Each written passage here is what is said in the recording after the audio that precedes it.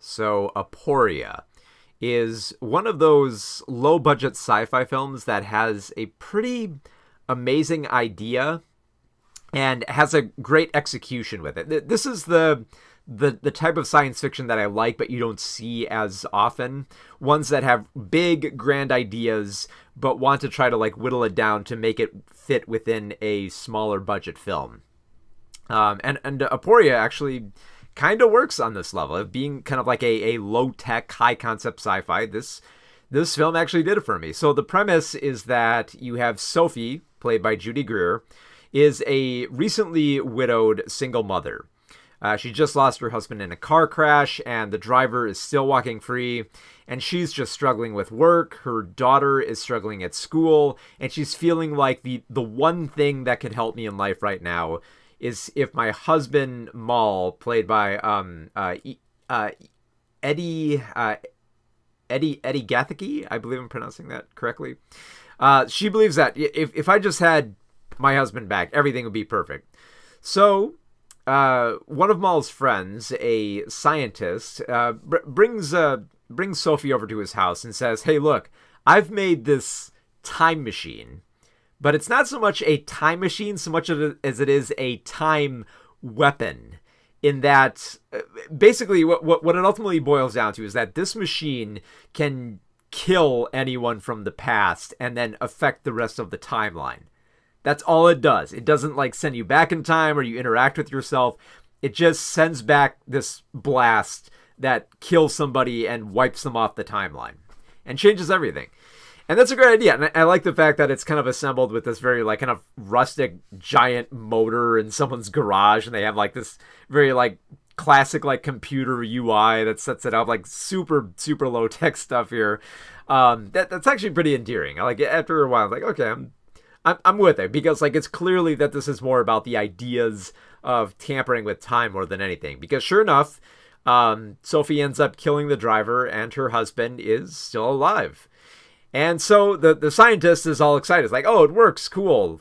But then comes the more interesting question, which is, what do we do after that? Like, we have this machine that can kill anyone from the past. What do we do? And it's not such like an easy thing. It's like, oh, we'll just go back and kill this person. Or, you know, we could just, you know, hey, we could go back and kill Hitler and see what happens. Because the thing is, like, between Sophie, the scientist, and her husband, they all combined together to pose the very like disheartening question of like, you know, is it right to wipe something off the timeline if we end up changing something else in the timeline? It's one of those things where it's like, you know, you always watch these time travel films where they try to like change the past and in essence change their future, and they didn't expect it and they got to go back and undo the damage.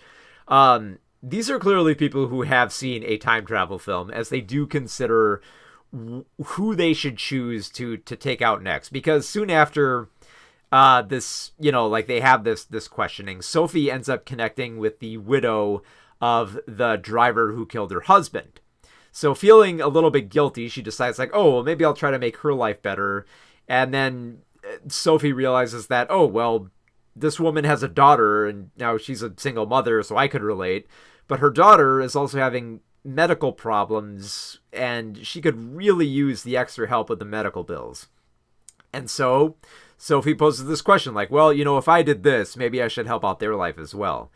And then, of course, you know, as you would expect from this scenario, everything snowballs a bit here. Like, some rash choices are made about who to kill. Not everybody is on the same page with how they want to change the timeline. Stuff gets changed around in their own timeline that they don't want to be affected, that deeply changes their life for the worse.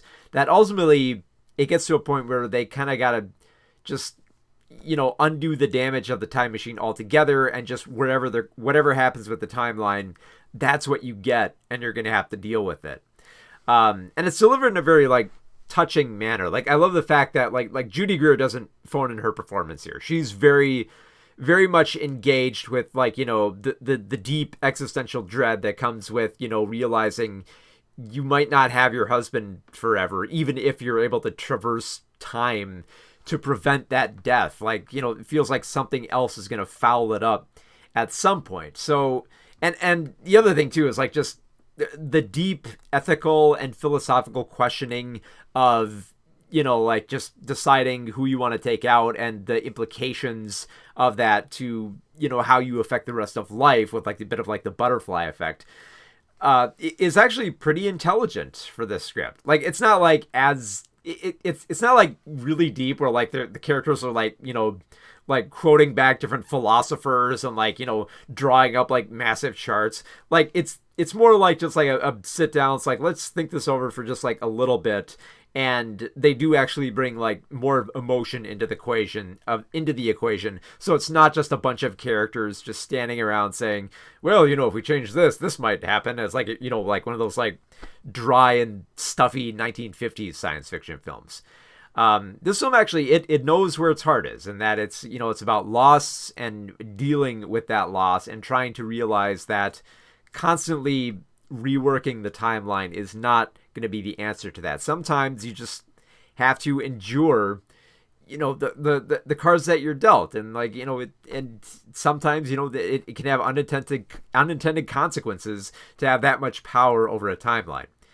I didn't want to bring it up, but it's kind of like the same deal as The Flash. It's pretty much the same deal as like the Flash film, except no wonky CGI because it's low budget, and a better moral questioning beyond just the emotion. Like, don't get me wrong, it's very much a part of like, Sophie's arc that, she rashly decides like, I want my husband back. Like, she's even given that moment in the film to make the rash decision.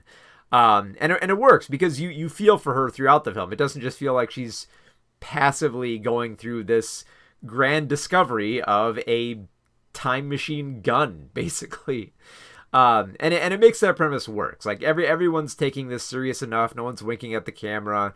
And it is a film where it actually kind of got to me. Like, when you get to that final shot, not the penultimate final shot, I should say, between Sophie and Maul, and they're at this moment where they're expecting like the timeline to completely change, and the way that it just hard cuts to this kind of like memento mori of them is just it's so perfect. Like, there's nothing I would change about that scene. The way that it's shot, the way that it slowly builds up the tension with an unexpected nature, where there's no like soundtrack or sound effect cue. Like, it hits you like a ton of bricks when you're not ready for it. It works so well. So yeah, if you're looking for a smaller independent film that's science fiction that actually has more than just like a bunch of special effects to it, like it actually has better ideas, yeah, Aporia is exactly the type of film that you've been looking for, and one that I was greatly surprised to have found.